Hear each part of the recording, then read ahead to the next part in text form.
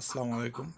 আজকে এমন একটি কোড নম্বর বলবো যে কোড নম্বরটি ব্যবহার করলে আপনি আপনার ফোনের কয়েকদিনের ব্যবহার সম্পর্কে আপনি জানতে পারবেন। অর্থাৎ আপনার ফোনে কোন সফটওয়্যার ব্যবহার করছিলেন, ইমোতে ঢুকছিলেন না হোয়াটসঅ্যাপে ঢুকছিলেন না ফোন কল করছিলেন, এর লাস্ট টাইম কখন করেছিলেন অথবা টোটাল ইউজ করেছিলেন কত সময়, এইটা যদি আপনি মাত্র 5 সেকেন্ডে বের করে দেখতে পারেন কতটা মজার, তাই না?